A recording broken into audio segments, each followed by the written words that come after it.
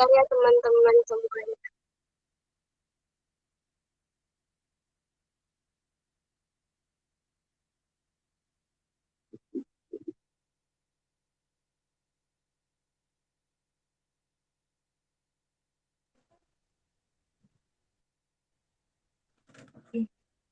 Halo Mas. Halo Mbak Viva. Ya, iya, mungkin kita bisa mulai aja kali ya Mas. Boleh, boleh. Tapi sebelumnya perkenalan dulu. Nama saya Nur Afifa Siti Marani Musa, biasa dipanggil Afifa. Saya mahasiswa FHUM Fakultas semester 6. Mungkin Masnya bisa perkenalan juga. Eh, Makasih Mbak Viva. Eh, saya Ari. Sekarang masih studi di Universitas Pendidikan Indonesia eh, pada program pendidikan kewarganegaraan, dan sekarang untuk sementara karena masih daring banyak banyak beraktivitas di Makassar.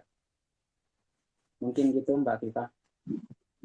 Ya, jadi saya bisa manggil Mas Ari ya. Boleh, boleh. Mungkin ini diskusinya santai aja ya Mas.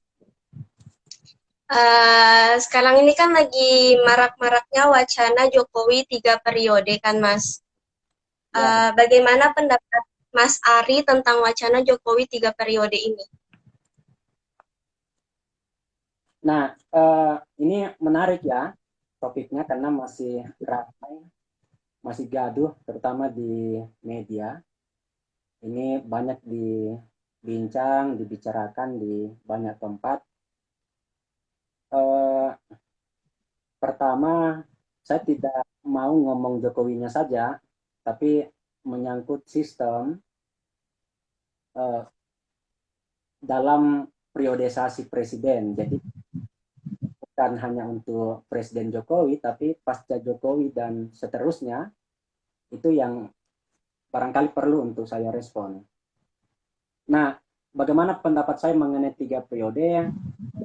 Ya, sebetulnya isu ini bukan hal yang benar-benar baru.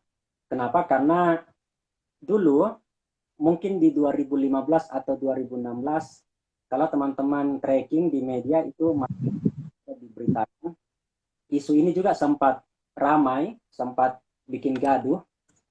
Sewaktu Ruhut Sitompul, waktu itu dia masih politisi Partai Demokrat, juga mewacanakan isu ini, memberikan ruang kepada SBY untuk terpilih kembali di periode ketiganya.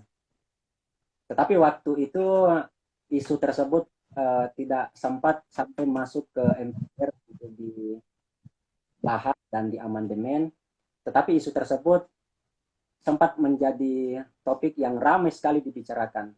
Nah, karena itu menurut saya isu ini boleh dibilang isu musiman karena kebetulan di menjelang pemilihan presiden, dan tentu saja menurut pasal 7 Undang-Undang Dasar, Jokowi sebagai presiden tidak dimungkinkan lagi ketiga kalinya, maka isu ini muncul kembali.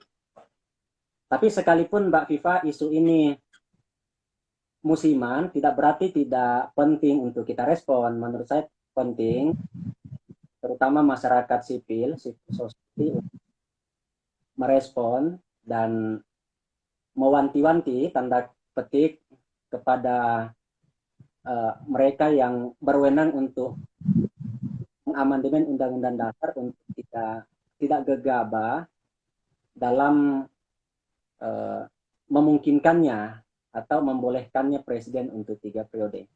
Jadi kira-kira gitu Mbak, saya dalam melihat fenomena atau isu Jokowi atau presiden 3 periode. Jadi menurut Bang Ari sendiri kemungkinan bakal terjadi nggak Jokowi 3 periode ini? Nah, ini menarik nih pertanyaannya Mbak Viva. Kalau ditanya mungkin atau tidak, ini debatable, mungkin iya, mungkin juga tidak. Nah, karena itu saya barangkali perlu bicara secara normatif dulu sebelum politis. Secara normatif sebetulnya tidak mungkin. Kenapa? Konstitusi tidak membolehkan. Itu pasal 7 Undang-Undang Dasar bahwa presiden, begitu juga wakil presiden, hanya boleh 2 periode, baik berturut-turut ataupun tidak. Tetapi sekalipun konstitusi di pasal 7 tidak memungkinkan, tidak berarti itu tidak akan terjadi. Ya. Kenapa? Karena undang-undang dasar kita itu sangat mungkin untuk diutak-atik, diubah sesuai selera mereka yang berkuasa.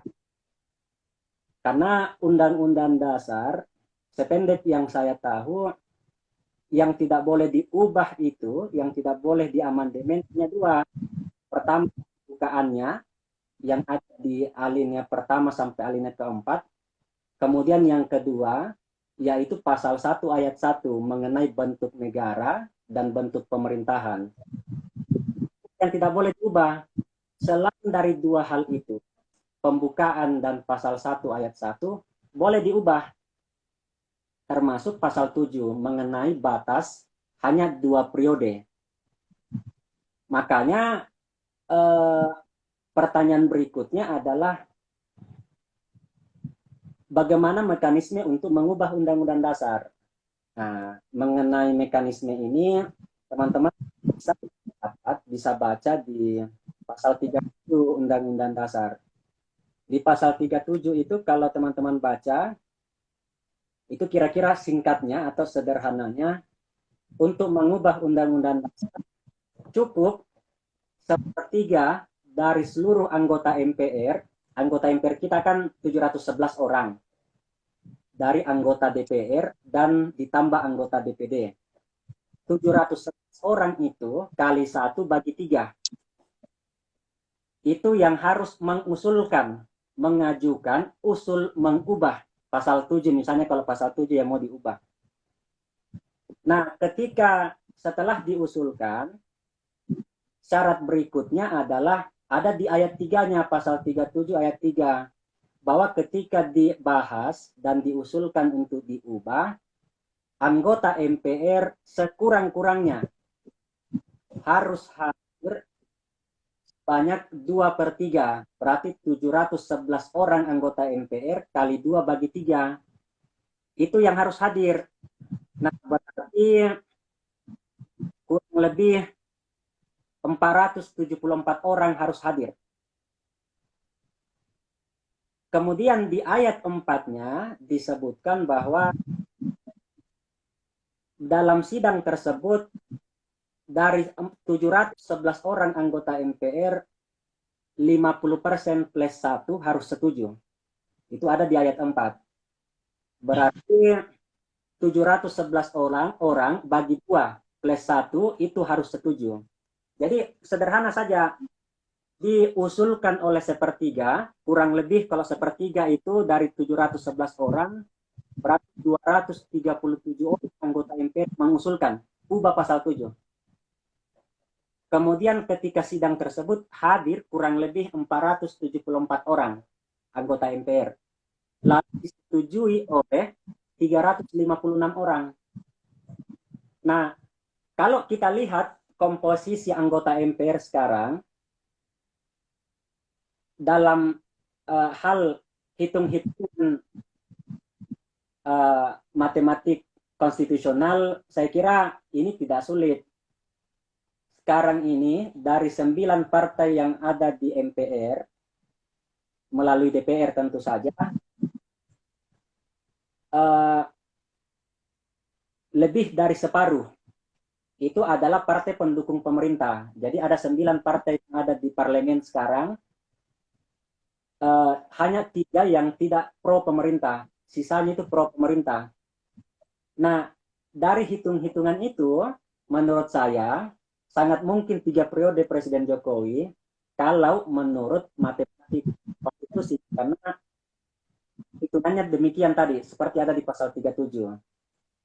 Tapi pertanyaannya kemudian, apakah partai-partai yang pro pemerintah sekarang itu mau juga untuk tetap mendukung pemerintahnya? Itu problematis, tidak bisa sesederhana itu menganalisa, karena tentu di belakang panggung politik ada dinamika yang tentu tarikan politik kuat, dan boleh jadi ada banyak partai yang lain di luar PDIP, partai asalnya Presiden Jokowi, itu juga mau mengusung kadernya, misalnya Nasdem atau PKB atau P3 atau Gerindra. Nah, karena itu tanya Mbak Viva tadi, apakah mungkin? Menurut saya itu debatable, mungkin iya, mungkin tidak. Dalam konstitusi mungkin saja kalau diubah. Bagaimana prosedur mengubahnya ada di pasal 37. Dan kalau pasal 37 yang dijadikan rujukan, melihat komposisi partai pendukung pemerintah, menurut saya sangat mungkin. Pertanyaan berikutnya Mbak Viva, apakah ini konstitusional atau tidak? Nah, ini yang ramai diperdebatkan saya lihat di media sosial terutama. Ini bukan soal konstitusional atau tidak, apa, karena kata ini konstitusional itu bergantung pada bunyi konstitusi yang berlaku. Sekarang memang tidak konstitusional 3 periode. Kalau diubah pasal 7 tersebut menjadi 3 periode, ya berarti sudah konstitusional. Makanya kata konstitusional itu bergantung bunyi konstitusinya. Kalau konstitusi bilang 3 periode berarti konstitusional 3 periode. Kalau konstitusi bilang 4 periode berarti 4 periode itu konstitusional. Makanya bukan di konstitusional atau tidak, tapi apakah sudah sesuai dengan prinsip-prinsip demokrasi konstitusional atau tidak, atau dalam sebutan yang lain apakah sudah sesuai dengan prinsip-prinsip konstitusionalisme atau tidak.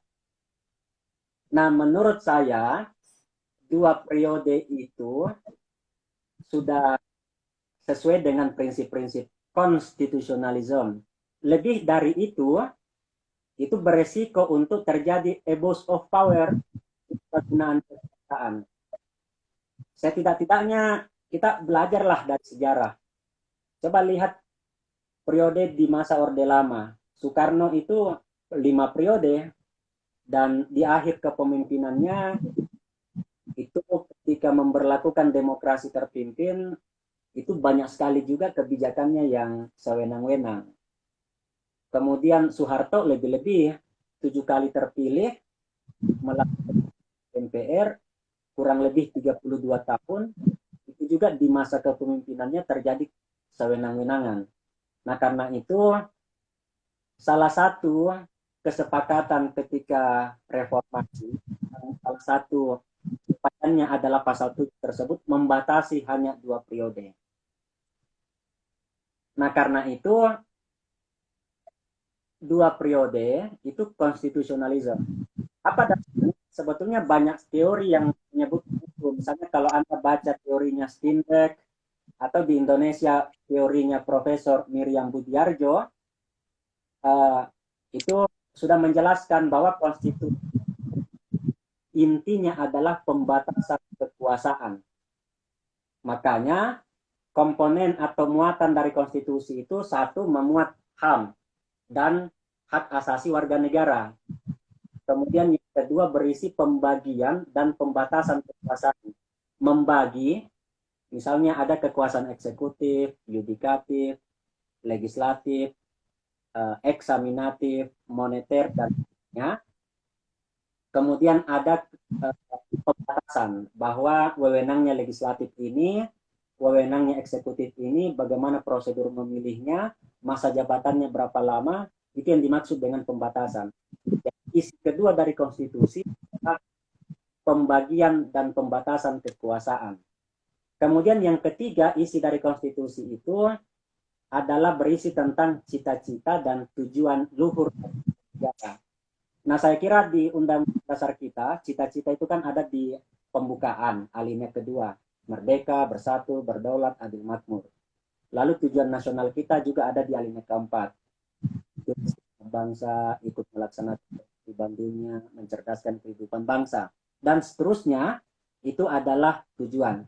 Nah, 3 komponen ini yang menurut Steinbeck, menurut Miriam Budiarjo itu adalah yang harus termuat dalam konstitusi.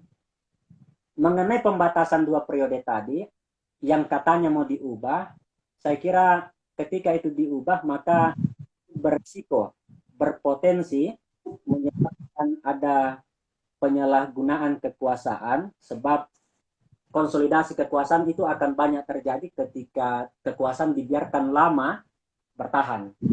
Nah, itu perlu ada sirkulasi, pergantian pemimpinan. Bahkan kalau mau lebih jujur, Mbak Viva, saya termasuk orang yang tidak setuju 2 periode. Menurut saya presiden itu cukup 1 periode saja. Bukan hanya presiden, di level daerah pun begitu. Rektor, gubernur, bupati, wali kota cukup 1 periode saja. Hanya mungkin durasinya yang ditambah dari mungkin 4 tahun saja, atau kalau presiden 5 tahun, 6 atau 7 tahun. Hal yang sama saya kira ini sudah diterapkan di negara-negara yang saya kira jauh lebih maju daripada kita, misalnya Korea Selatan. Di Korea Selatan itu hanya 1 periode,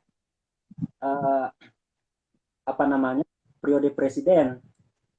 Bahwa ada yang 3 periode, iya, misalnya Iran, Vietnam, Kenya, ini adalah negara-negara yang memungkinkan 3 periode presiden ada. Tetapi dalam prakteknya 3 periode ini seringkali ada penyalahgunaan di sana. 2 periode saja ada penyalahgunaan, apalagi kalau dibiarkan sampai 3 periode. Kalau setiap periode 5 tahun, berarti 15 tahun kita dipimpin oleh orang yang sama, dan mungkin selama 15 tahun tersebut ada upaya untuk mengkonsolidasikan kekuatan yang apa namanya, menimbun sumber daya yang banyak pada kelompoknya saja, dan itu berbahaya sebetulnya untuk masa depan demokrasi dan masa depan konstitusionalisme. Kira-kira begitu, Mbak.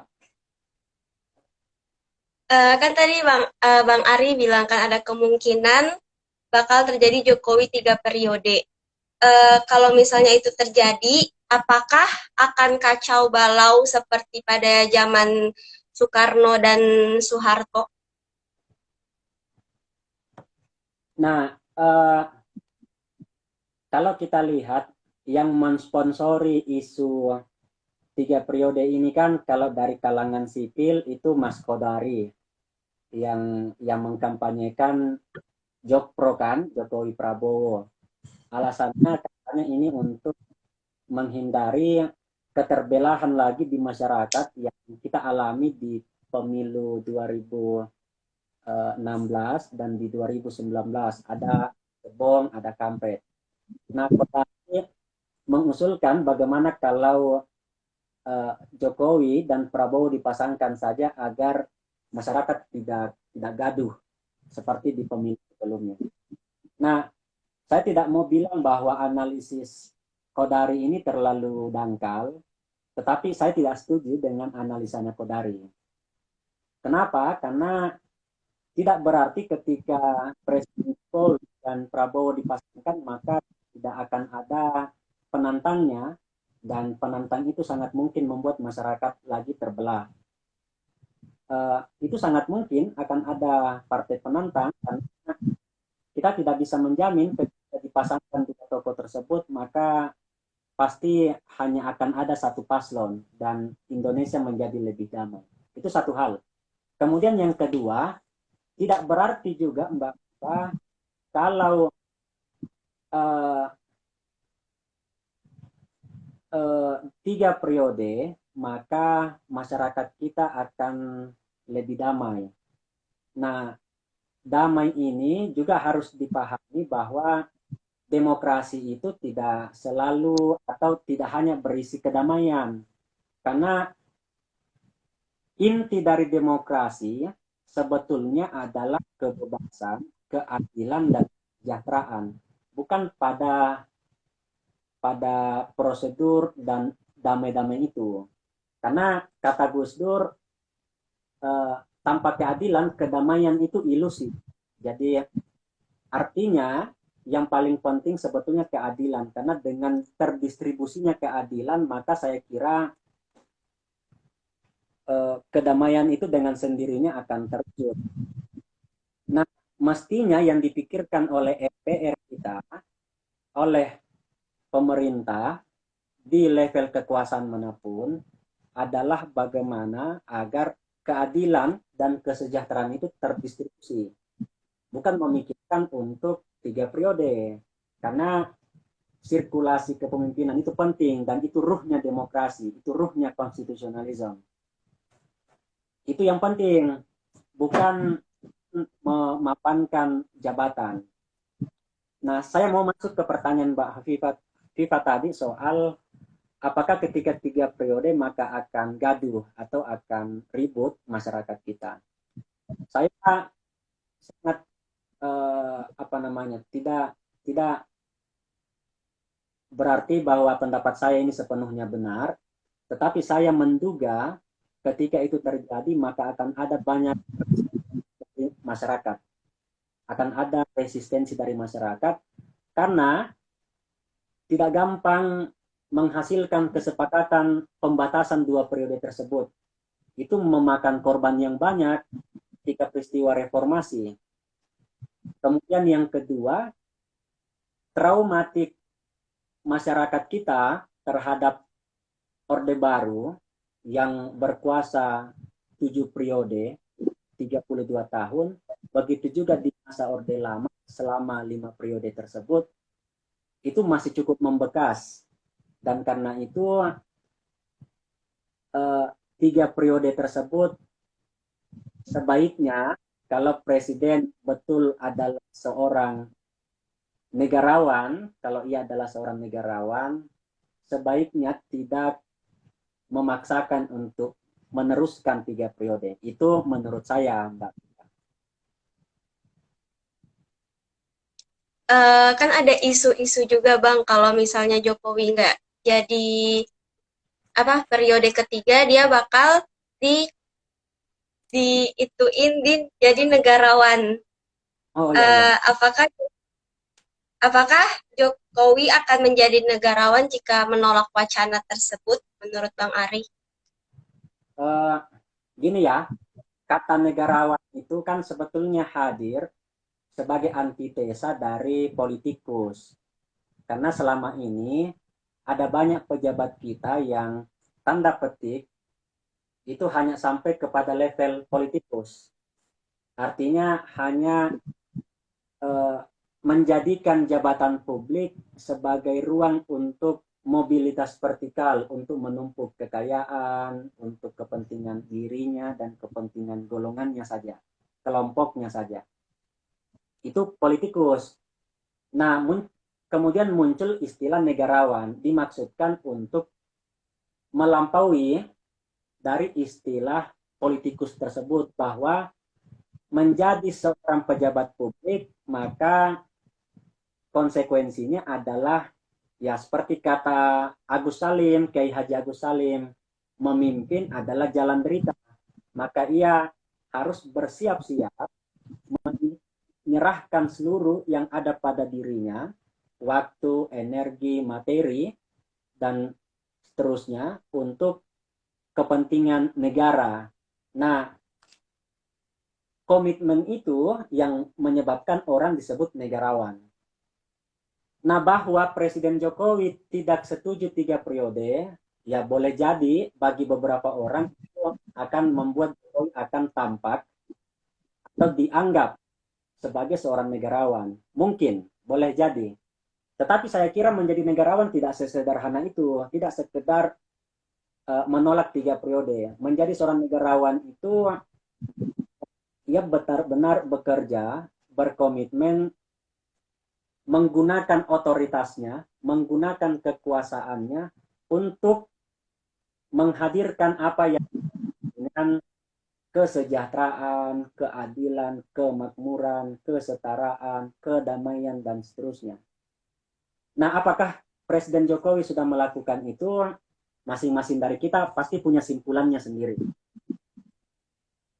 Kira-kira gitu, Mbak. Jadi tidak sesederhana itu saya kira negarawan itu dilekatkan kepada seseorang hanya karena menolak 3 periode.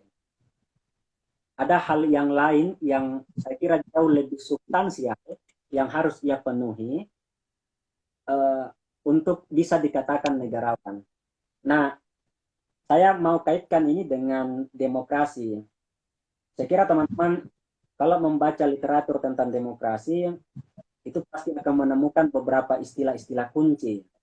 Misalnya demokrasi prosedural, kemudian demokrasi substansif. Demokrasi prosedural itu pemilu, termasuk diantaranya adalah 2 periode dan seterusnya. Apa substansi dari demokrasi? Yang tadi saya sebutkan, yaitu hadirnya keadilan, hadirnya kesejahteraan, kebahagiaan di tengah masyarakat. Kalau kita mengandaikan atau memahami demokrasi hanya sekedar prosedur, misalnya pemilu atau kedaulatan rakyat, maka apa yang terjadi di Jerman ketika Hitler berkuasa itu demokratis karena Hitler itu terpilih melalui mekanisme pemilu yang demokratis. Tetapi apakah itu demokrasi yang substansial? Saya kira tidak. Prosedur iya, prosedur demokrasi. Tapi apakah itu demokrasi yang substantif? Bagi saya tidak. Makanya ketika ditanyakan mana yang lebih utama, saya kira intinya bukan prosedurnya, bukan sekedar mekanisme pemilihan, berapa lama, tetapi apakah lama dan tidaknya menjabat itu benar-benar menghasilkan cita-cita dan janji-janji kemerdekaan itu, merdeka, bersatu, berdaulat, adil makmur. Nah, mungkin begitu Mbak Viva. Iya, Bang. Terus dampak dari dampak dari wacana Jokowi 3 periode ini akan uh, terhadap keberlanjutan demokrasi itu seperti gimana, Bang? Ini menyangkut masa depan demokrasi ya, dengan hadirnya wacana 3 periode. Saya mau kembali kepada 2 istilah kunci tadi. Jadi kita harus hati dalam memahami demokrasi itu. Selama ini seringkali kita melihat demokrasi hanya dengan misalnya hadirnya Komnas HAM, ada KPU, ada Mahkamah Konstitusi, kemudian peradilan yang bebas, kemudian ada pemilu secara berkala dan dipergilirkan. Lalu kita menyebut bahwa negara kita negara demokratis. Seringkali kita menyederhanakan demokrasi hanya demikian. Padahal ketika kita menganggap demokrasi seperti itu, sebenarnya yang kita maksud adalah perangkat dan prosedur saja. Padahal di dalam demokrasi bukan hanya perangkat, bukan hanya prosedur, ada substansi, ada inti dari demokrasi. Itu yang tadi saya sebut dengan kemakmuran, kecerdasan publik, kemudian keadaban publik, kesejahteraan, dan lain-lain. Nah, mengenai masa depan demokrasi, saya setidaknya kalau Anda baca misalnya laporan dari Lokataru, sebuah lembaga yang digawangi oleh Haris Azhar, itu temuannya bahwa di 14 tahun terakhir terjadi penyempitan ruang publik. Indikatornya sederhana, misalnya ada banyak sekali represi terhadap kebebasan berekspresi. Kemudian ada banyak upaya kriminalisasi menggunakan misalnya undang-undang ITE. Lalu ada banyak sekali ormas-ormas, kelompok-kelompok sipil yang tanda kutip itu menggunakan dalih kebebasan untuk merepresi kelompok yang berbeda dengan dia. Nah, kelompok-kelompok intoleran juga ini di masyarakat sipil juga berkontribusi banyak menyebabkan menurut Lokataru tadi terjadi penyempitan ruang publik. Penyempitan ruang publik ini bagi Lokataru itu adalah mundurnya demokrasi kita. Nah, kita bisa juga menyebut misalnya laporan-laporan dari lembaga-lembaga internasional, misalnya Freedom House yang menempatkan Indonesia sebagai negara separuh bebas. Kita tahu kebebasan itu adalah bagian inti dari demokrasi. Tetapi menurut Freedom House, Indonesia ini negara separuh bebas. Indikatornya mirip dengan yang menjadi laporan Lokataru tadi. Ada banyak pemberangusan, kemudian penyempitan ruang sipil, lalu ada banyak kriminalisasi, represi, kemudian diskriminasi yang dilakukan baik oleh negara atau pemerintah maupun oleh masyarakat sipil sendiri, sipil yang berwatak militer ya. Nah, dua temuan tersebut atau laporan tersebut saya kira perlu untuk menjadi catatan bagi kita semua, terutama kawan-kawan yang peduli kepada masa depan penegakan demokrasi, penegakan hukum dan konstitusionalisme. Isu 3 periode jabatan presiden menurut saya ini sangat mungkin berisiko atau mengakibatkan ruang-ruang demokrasi itu akan semakin sempit. 2 periode saja, Mbak Viva, teman-teman, itu sudah berani sekali atau makin menyempit ruang kebebasan sipil, apalagi kalau inginkan 3 periode. Nah, 3 periode itu kekuatan pemerintah itu semakin terkonsolidasi dan itu akan menyebabkan kita sebagai sipil, sebagai masyarakat ini semakin ketakutan ya, untuk berpendapat, untuk berekspresi di ruang-ruang publik. Makanya saya termasuk orang yang tidak setuju ketika jabatan presiden 3 periode.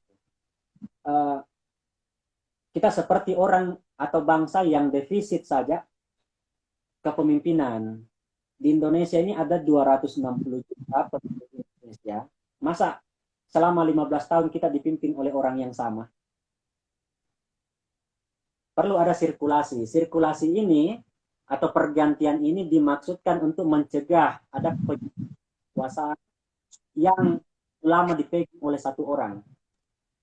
Itulah gunanya ada pergantian, ada sirkulasi, ada pembatasan-pembatasan. Karena itulah ruh dari konstitusionalisme yang saya jelaskan tadi. Nah, kira-kira gitu Mbak Viva. Kalau yang ditanyakan adalah apakah akan berdampak kepada masa depan demokrasi atau keberlanjutan demokrasi dengan hadirnya isu 3 periode. Tetapi saya termasuk orang yang sebetulnya jangankan 3 periode, 2 periode pun saya sebaiknya ditinjau kembali. Saya setuju amandemen dan dasar, termasuk di pasal 7 itu, tapi bukan untuk menambah menjadi 3 periode, tapi memangkas hanya 1 periode. Kenapa? Karena seringkali ketika 2 periode itu, kerja-kerja seorang pemerintah itu hanya efektif mungkin hanya 1 tahun. Bayangkan seorang Jokowi itu kan ketika periode pertama, 1 tahun pertamanya itu mungkin adalah konsolidasi, membentuk kabinet, membangun jaring untuk menggolkan banyak program. 1 tahun pertama. Tahun kedua mungkin baru merancang program. Tahun ketiga, keempat, dan kelima itu adalah menyiapkan amunisi untuk periode keduanya. Jadi akan tidak efektif. Beda halnya kalau hanya 1 periode. Kalau 1 periode, ruang untuk memikirkan periode keduanya kecil sehingga ia hanya bisa atau fokus untuk memikirkan periodenya yang hanya 1. Kalau pertimbangannya adalah 5 tahun tidak cukup, ya boleh ditambah seperti misalnya di Filipina atau seperti di Korea Selatan, 1 periode tapi 6. Kemudian ada juga yang 7 tahun. Dibandingkan 2 periode masing-masing 5 tahun. Apalagi kalau 3 periode. Nah, kira-kira gitu Mbak Viva. Iya, Bang. Ini ada pertanyaan juga, Bang, dari penonton live IG. Dari pandangan Kak Ari sendiri, apakah Presiden Jokowi besar kemungkinan mengambil tindakan 3 periode ini? Kalau teman-teman baca di media atau nonton, saya kira sejak awal Presiden Jokowi baik yang ia sampaikan sendiri maupun diwakilkan oleh juru bicara itu sudah menyampaikan menolak usulan 3 periode. Tapi kan kita tidak tahu eh, apakah itu hanya retorika di halaman depan dari panggung politik ataukah memang itu sikap politik eh, apa namanya Jokowi, begitupun partai pendukungnya. Tapi boleh jadi ada betul juga yang disampaikan oleh Aliansi Mahasiswa UGM itu bahwa seringkali Presiden Jokowi itu kan lain yang ia katakan, lain juga yang dilakukan. Jadi untuk sekarang memang Presiden bilang saya tidak akan 3 periode, tapi kan kita tidak tahu di 2023 nanti atau di 2024 itu bisa saja berubah. Terutama karena Undang-Undang Dasar memungkinkan mengubah pasal 7 dan partai pendukung pemerintahan sekarang itu lebih dari cukup, lebih dari separuh anggota MPR itu adalah koalisi pendukung pemerintahan. Jadi sangat mungkin saya kira 3 periode tersebut. Kecuali kalau civil society kita-kita ini itu bisa lebih keras lagi untuk menyuarakan bahwa 3 periode tersebut uh, apa namanya merupakan bentuk dari penyimpangan dari ide konstitusionalisme. Mungkin begitu. Oh ya, terakhir untuk menanggapi pertanyaan tadi, saya sekalipun tidak setuju 3 periode, tetapi saya juga tidak setuju dengan beberapa teman kita yang melaporkan Kodari dan kelompok-kelompok pendukung Kodari yang mewacanakan 3 periode, yang tidak perlu dilaporkan, tidak perlu dikriminalisasi. Mewacanakan 3 periode itu hak konstitusional, siapa saja bisa mengusulkan, mengajukan untuk presiden 3 periode, itu hal yang biasa dalam dalam apa namanya dalam negara yang memilih demokrasi sebagai sistem bernegaranya. Karena itu tidak perlu dilaporkan. Tradisi lapor-lapor hanya karena beda pendapat itu sebetulnya anomali dalam suatu masyarakat yang demokratis. Jadi perbedaan pendapat itu harus direspon dengan kita. Makanya demokrasi ini harus dijalankan dengan lebih cerdas lah. Tidak perlu merespon perbedaan pendapat dengan melaporkan. Kalau itu saja yang terus dilaporkan, maka polisi akan banyak mengurusi laporan tentang pencemaran nama baik, kemudian laporan tentang apa, termasuk ini laporan terhadap Kodari karena dianggap melawan konstitusi. Padahal apa yang dilakukan Kodari bukan konstitusi. Yang dilakukan oleh Kodari itu mewacanakan 3 periode adalah idenya bahwa barangkali dengan 3 periode cebong kampret tidak akan terjadi lagi di 2024. Tidak setuju dengan ide Kodari, kampanyekan juga kebalikannya, misalnya mengkampanyekan untuk mengamandemen UUD cukup 1 periode saja jabatan presiden. Sah-sah saja. Kira-kira gitu Mbak Viva. Menurut Bang Ari, menurut penilaian Bang Ari terkait keberlangsungan demokrasi di Indonesia dalam rezim Jokowi ini sekarang bagaimana? Kenapa Mbak? Coba diulang, saya enggak terlalu simak. Penilaian Bang Ari terkait keberlangsungan demokrasi di Indonesia dalam rezim Jokowi itu seperti bagaimana? Penilaian saya tentang inflasi ya? Atau apa? Ya, tentang keberlangsungan demokrasi. yang dalam rezim Jokowi. Nah, sebetulnya saya tadi sudah singgung sedikit soal ini. Memang di masa Presiden Jokowi ini, sekalipun presiden kita ini dari kalangan sipil, sama dengan kita, bukan dari kalangan militer, tapi dalam banyak peristiwa, beberapa kebijakan Presiden Jokowi itu sangat identik dengan suasana masa pemerintahan militerisme dulu ketika Orde Baru berkuasa. Itu bisa kita lihat misalnya dengan ada banyak sekali kriminalisasi kepada mereka yang berbeda pendapat atau mengkritik kebijakan pemerintah. Nah, suasana yang seperti itu menurut saya adalah suatu penanda bahwa demokrasi kita, saya tidak mau bilang bergerak mundur, tetapi tidak bergerak maju, jalan di tempat, stagnan. Nah, sementara kita mengharapkan dari waktu ke waktu kita makin matang, kita makin dewasa dalam demokrasi. Demokrasi yang saya maksud tentu saja demokrasi secara prosedural dan demokrasi secara substantif. Bukan hanya demokrasi dalam ruang politik, tapi juga demokrasi dalam ruang ekonomi. Jangan sampai kita demokratis di ruang politik, ada pemilu, ada KPU, dan ada otonomi daerah, tapi di ruang ekonomi kita belum demokratis. Ternyata ketimpangan masih terjadi. Ada orang untuk mendapatkan makan sehari pun itu harus berpanas-panasan di lampu merah. Sementara ada orang yang setiap saat mengakumulasi modal, kapital yang sangat berlimpah.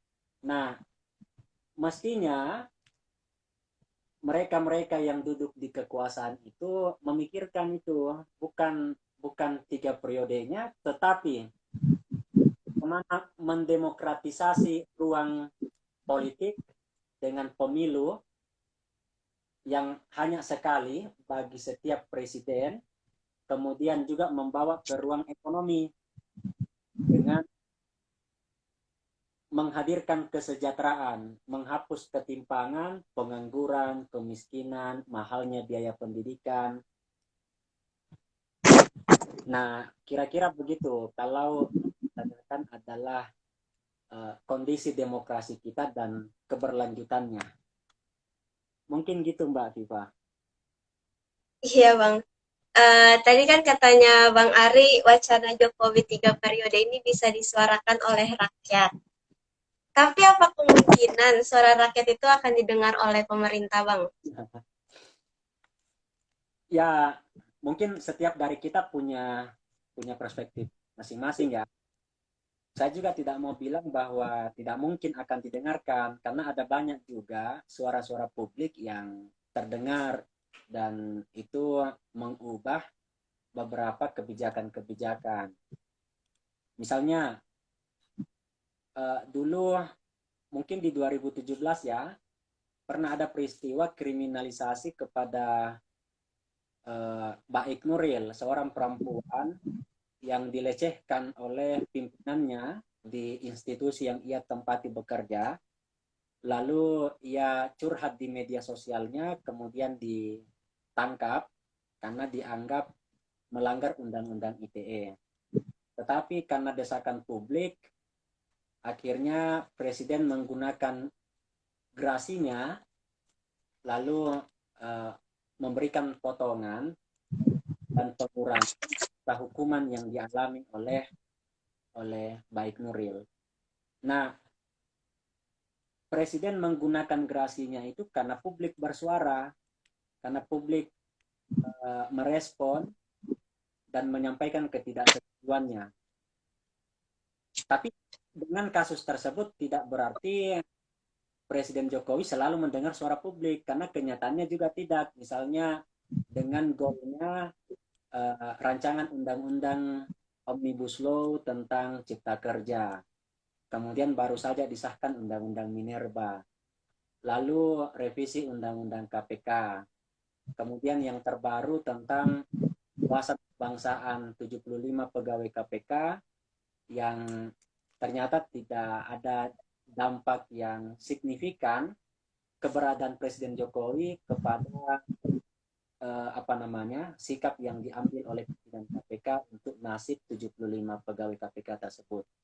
Nah, kenyataan-kenyataan yang seperti itu tentu membuat kita beberapa orang, beberapa kalangan itu pesimis, tetapi sekalipun pesimisme kita sangat tinggi, tidak berarti kita berhenti atau tidak lagi mau bersuara. Saya kira kita semua tetap penting untuk bersuara, untuk apa namanya, kalaupun tidak di masa sekarang suara-suara publik tersebut didengarkan dan direalisasikan, saya percaya ada masa di mana nanti apa yang kita sebut dengan demokrasi konstitusional beserta dengan janji-janji kemerdekaan yang ada di dalamnya itu bisa kita nikmati, bisa kita rasakan. Nah, itu hanya mungkin apabila kita semua konsisten untuk mengawal konstitusi, mengawal demokrasi tersebut untuk berjalan di relnya yang seharusnya.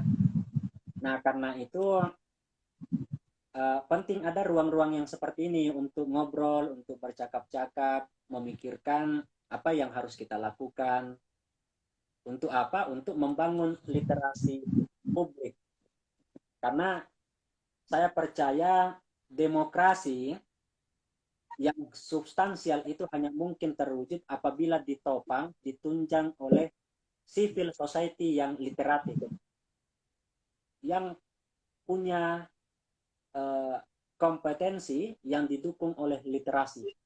Makanya percakapan yang seperti ini, kemudian publik yang mau bersuara, itu adalah prasyarat-prasyarat yang memungkinkan suatu saat demokrasi itu akan terwujud.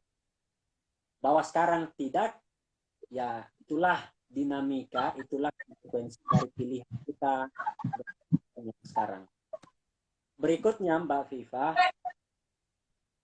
saya mau kembali ke bagian tentang pembatasan tersebut.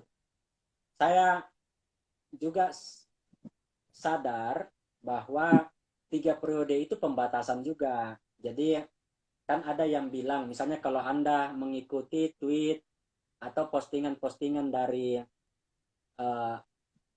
apa namanya, ya saya tidak mau menyebut mereka buzzer, tapi mereka yang harga mati membela Jokowi, misalnya Denny Siregar, Ade Armando, yang menganggap bahwa 3 periode dibatasi juga karena itu tidak melanggar prinsip-prinsip konstitusionalisme.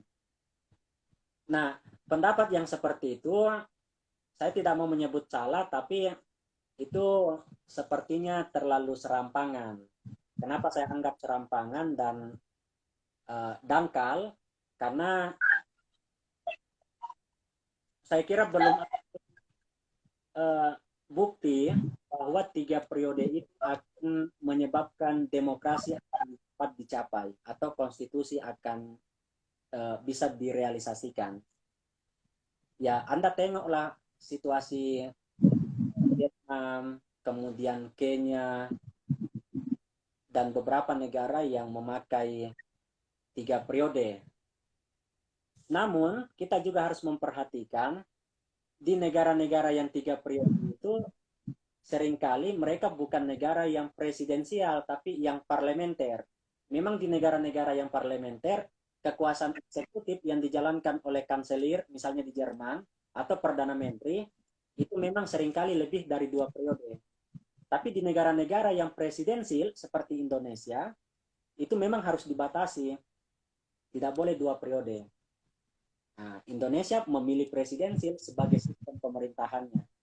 Karena itu penting dibatasi hanya 2 oleh konstitusi. Bahkan kalau perlu tidak perlu 2, cukup 1 saja, tapi durasinya saja yang mungkin 6 atau 7. Mungkin begitu Mbak Viva. Iya Bang, ini ada pertanyaan juga dari penonton. Keberlanjutan pembangunan menjadi salah satu latar belakang isu ini. Pertanyaannya, efektivitas seperti apa yang kita butuh untuk keberlanjutan pembangunan yang terarah? Kenapa Mbak Viva? Agak agak terganggu jaringannya, sinyalnya. Oh ya, Iya. saya ulang ya Mas. Ya. Keberlanjutan pembangunan menjadi salah satu latar belakang isu ini. Pertanyaannya, efektivitas seperti apa yang kita butuh untuk keberlanjutan pembangunan yang terarah? Nah, betul bahwa salah satu alasan munculnya isu ini adalah eh, keberlanjutan dan efektivitas. Tetapi saya menganggap ini terlalu mensimplifikasi persoalan. Kalau menganggap bahwa dengan 3 periode itu akan lebih efektif, karena eh, apa bukti atau apa indikator untuk menyebut bahwa makin efektif ketika 3 periode?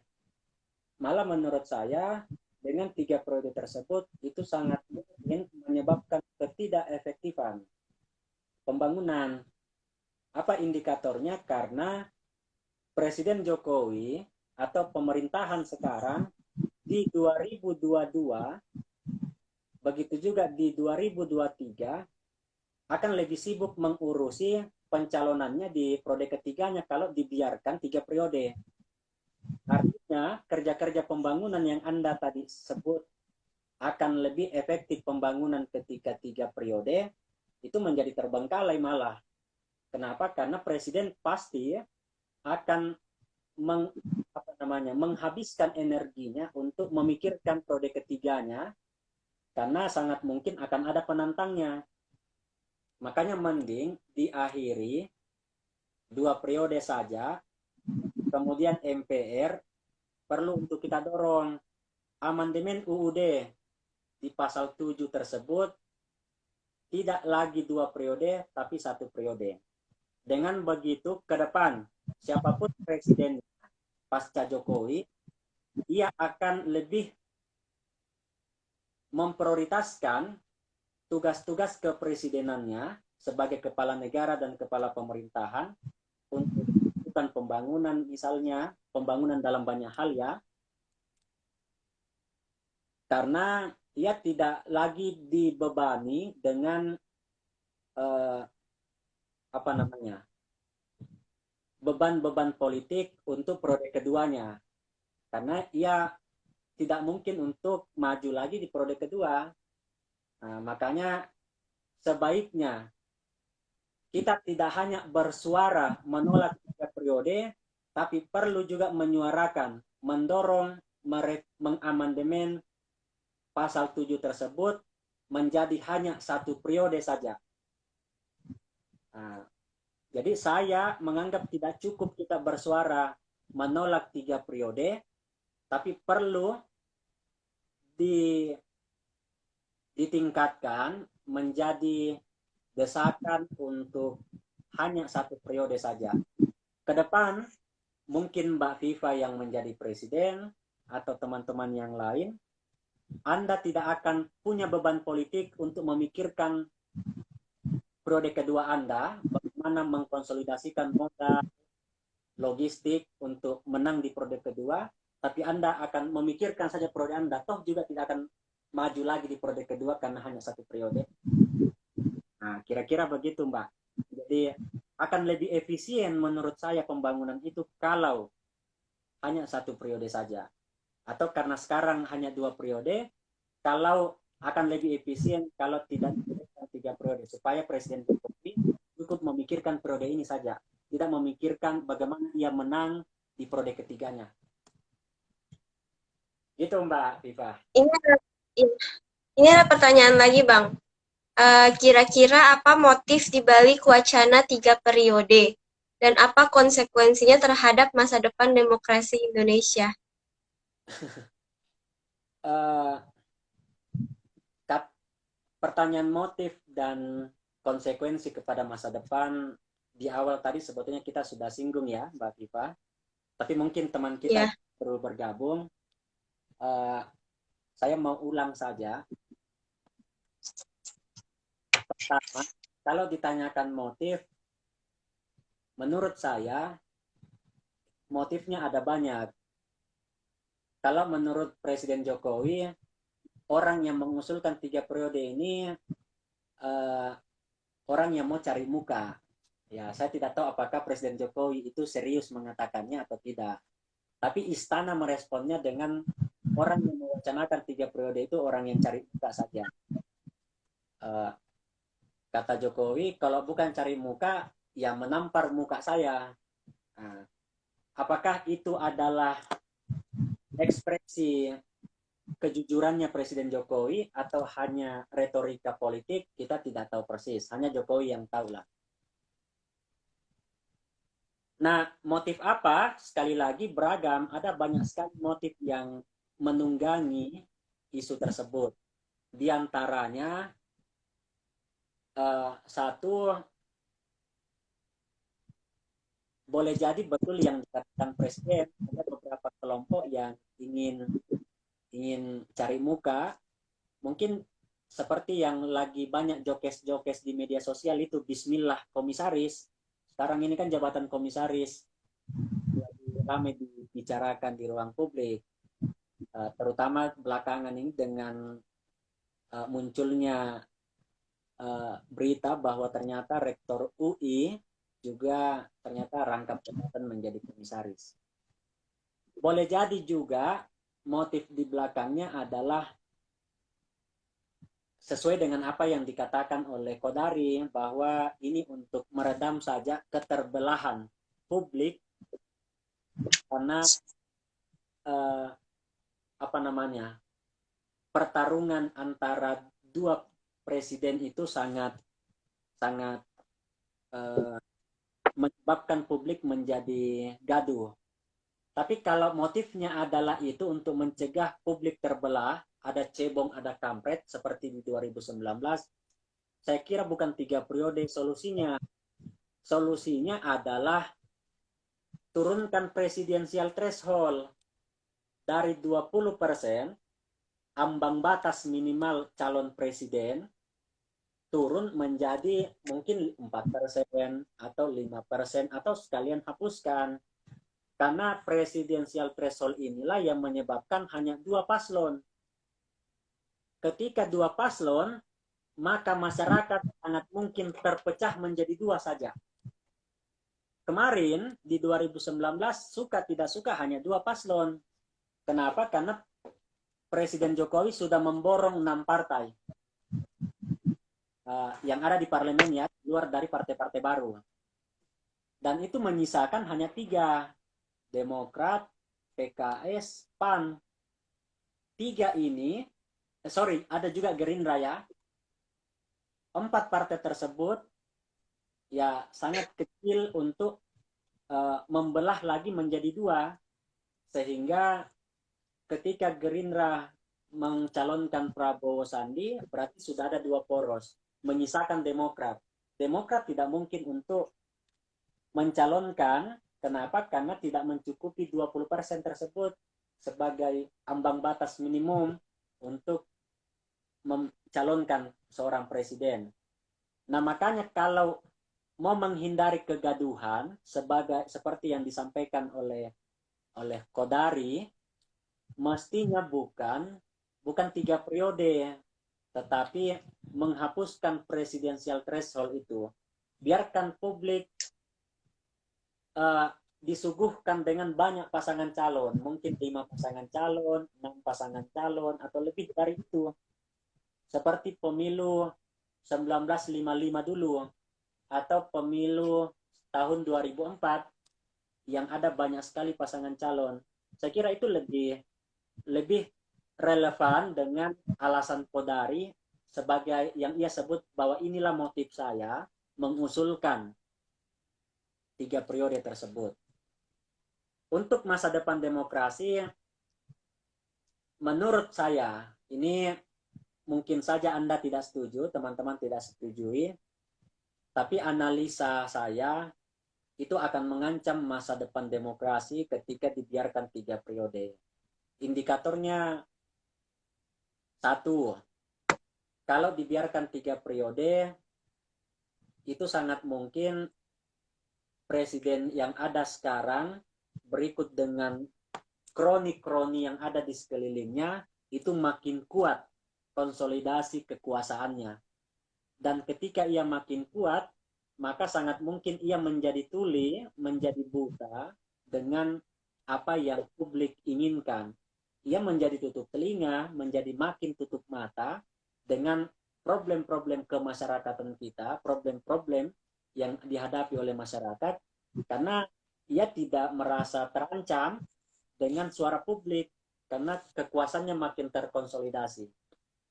Karena itu, 3 periode menurut saya sangat beresiko mengancam keberlanjutan demokrasi. Indikator yang lain banyak. Misalnya, kalau dibiarkan 3 periode, teman-teman, maka itu juga akan melanggar apa yang kita sebut dengan prinsip-prinsip konstitusionalisme, yang saya kira itu hal yang menjadi komitmen pendirian bangsa kita. Kalau teman-teman menelusuri risalah-risalah sidang BPUPK sebagai badan yang ditugaskan untuk mempersiapkan kemerdekaan Indonesia, itu sangat terang di sana bahwa bangsa, bahwa negara yang akan dibangun ketika proklamasi adalah bangsa yang demokratis dan bangsa yang berdiri di atas dasar-dasar konstitusionalisme. Karena itu, menurut saya sebuah kemunduran ketika ini dibiarkan. Tentu ada banyak indikator yang lain yang Anda bisa temukan di media atau di laporan-laporan, misalnya Freedom House, kemudian oleh Lokataru, kemudian beberapa lembaga-lembaga lain yang pada isu demokrasi, isu kepemiluan, misalnya Perludem, mengenai isu tersebut. Mungkin gitu, Mbak Pipa. Iya Bang, ini ada 2 pertanyaan lagi, nggak apa-apa ya Bang? Aman, boleh-boleh. Ya, oke. Izin bertanya, andai kata kong kali kong yang dilakukan para politisi sehingga UUD 45 teramandemen dan 3 periode terjadi, apa yang bisa dilakukan masyarakat untuk menolak atau menentang hal tersebut? Itu bisa disederhanakan pertanyaannya, poinnya apa? Uh, ini Bang, seandainya para politisi, seandainya yang dilakukan para politisi dan sehingga UUD 45 teramandemen dan 3 periode terjadi, apa yang bisa dilakukan oleh masyarakat Oh ya ya. untuk menentang hal tersebut? Nah, ini lebih meminta solusi ya. Saya sebetulnya menghindari diskusi yang langsung ke poin apa solusinya. Kenapa? Karena saya lebih mengharapkan ruang-ruang seperti ini tidak memfinalkan sesuatu, tetapi setiap dari kita yang menjadi bagian dari percakapan ini mengambil simpulan-simpulannya masing-masing dan itu menjadi bahan permenungannya pasca diskusi. Tetapi ketika saya yang ditanya apa hal yang bisa dilakukan ketika itu 3 periode, saya kira kita jangan menunggu itu terjadi. Dari sekarang kita perlu untuk mempertegas sikap, mengkonsolidasikan kekuatan civil society untuk menyuarakan. Semua komponen harus melibatkan diri untuk dengan tegas misalnya menolak wacana 3 periode tersebut. Bahwa kita setuju dilakukan amandemen, iya, saya setuju amandemen. Jadi kepada penanya, saya tidak anti amandemen ya, Undang-Undang Dasar sangat mungkin diamandemen. Karena yang tidak boleh diamandemen itu hanya pembukaannya dan pasal 1 ayat 1. Selain dari itu, termasuk pasal 7 boleh diamandemen. Tetapi di amandemen menjadi apa atau kemana amandemen tersebut, disitulah kita harus bersuara. Tentu bagi yang berkuasa sekarang, ia menginginkan di amandemen untuk menjadi 3 periode. Kemudian kita sebagai sipil, sebagai masyarakat sipil, tentu banyak diantaranya yang tidak setuju, termasuk saya. Karena itu dari sekarang kita semua penting untuk bersuara. Bersuara dalam pengertian sesuai dengan pilihan-pilihan strategi yang mungkin kita lakukan. Mungkin bagi beberapa orang perlu untuk bersuara di jalanan dengan unjuk rasa misalnya. Mungkin juga bagi orang yang kuat misalnya di kerja-kerja akademik bisa dengan berkontribusi menyuarakan tersebut melalui temuan-temuan riset, dengan menulis di media, atau dengan bersuara melalui saluran-saluran yang mungkin ia gunakan. Dengan suara yang sama, yaitu mendukung amandemen tidak untuk 3 periode, tetapi untuk membatasi hanya 1 periode saja. Kalaupun terlanjur di amandemen, karena saya kira prasyarat-prasyarat presiden untuk melakukan perubahan menjadi 3 periode sangat mungkin, karena partai pendukung pemerintah itu mayoritas ada di MPR sekarang, dan itu sangat mungkin mereka menggolkan 3 periode tersebut. Maka ya gunakanlah semua hal yang boleh kita gunakan untuk menyalurkan suara kita. Seperti yang tadi saya bilang, bisa dengan unjuk rasa. Ya, kalau dalam istilah beberapa orang disebut dengan people power. Masyarakat harus menunjukkan kedaulatannya. Melalui apa? Banyak salurannya sekali lagi. Saya tidak mau menunggalkan, menyeragamkan saluran bahwa hanya dengan unjuk rasa. Ada banyak cara saya kira, dan setiap dari kita punya hak untuk memilih saluran mana, strategi apa yang dipakai untuk menyuarakan itu. Tetapi nilai yang mau kita sampaikan sama, yaitu menolak 3 periodenya. Mungkin begitu, Bu. Oke, untuk yang selanjutnya, wacana jabatan presiden 3 periode ini mengemuka kembali. Meski sudah ditolak Jokowi, pengurusnya terus maju percaya diri. Apakah ini hanya sebatas rakyat yang beropini atau justru dianggap melanggar konstitusi? Jadi gini ya, mungkin saja apa yang kita lihat di media dari sandiwara yang dilakukan, ya kalau kita mau menyebut itu sandiwara, dari apa yang ditampilkan oleh politisi kita, itu sangat berbeda dengan apa yang sebetulnya terjadi di belakang panggung. Sangat mungkin ya begitu. Tapi kalau Anda mengikuti pemberitaan, kabarnya ya, yang kali pertama mengusulkan di DPR untuk membicarakan 3 periode itu adalah fraksi Nasdem. Sekalipun belakangan orang-orang Nasdem itu membantahnya. Tetapi kalau menurut Asrul Sani, Wakil Ketua DPR dari P3, bahwa yang pertama mengusulkan itu adalah Nasdem. Kemudian dari unsur masyarakat sipil yang mewacanakan itu adalah Kodari dengan dengan Jokpronya, Jokowi Prabowo-nya. Tetapi kalau kita melihat sikap Jokowi, apakah itu gimmick atau bukan, ia sudah menyampaikan bahwa ia menolak.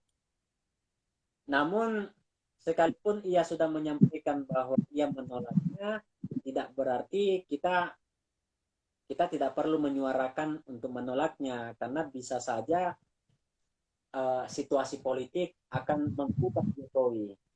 Sama dulu ketika Presiden Jokowi masih gubernur, kan ia juga pernah bilang saya mau fokus untuk membangun Jakarta saja.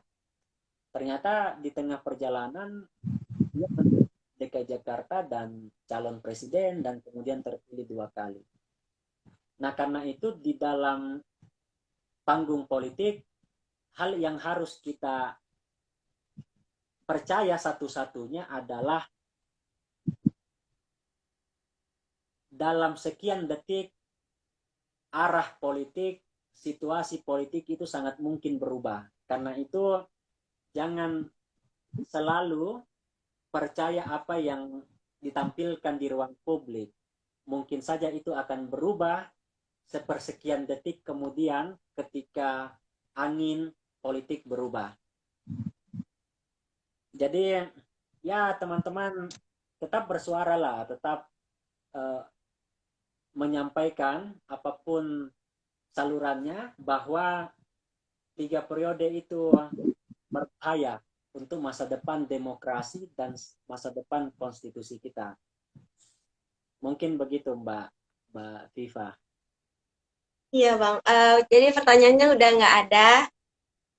Mungkin saya juga mau ngasih pendapat.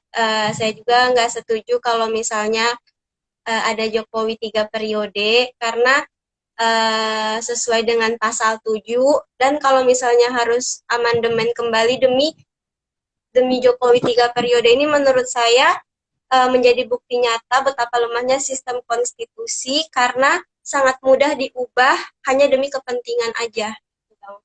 Kalau menurut saya sendiri. Uh, jadi sekian ya Bang diskusi kita malam ini. Semoga juga bermanfaat bagi penonton-penonton yang ada di IG. Semoga juga bisa ketemu di diskusi-diskusi besok. Siap. Thank you Mbak Viva Ya, dan ya teman-teman. Bang, makasih ya Bang. Sama penonton live IG juga, terima kasih udah nonton. Sekian dari saya. Assalamualaikum warahmatullahi wabarakatuh. Assalamualaikum warahmatullahi wabarakatuh. Kasih sudah diajak untuk ngobrol-ngobrol Mbak Viva dan teman-teman. Iya Bang. Ini saya keluar ya Bang. Siap. Saya izin juga untuk live.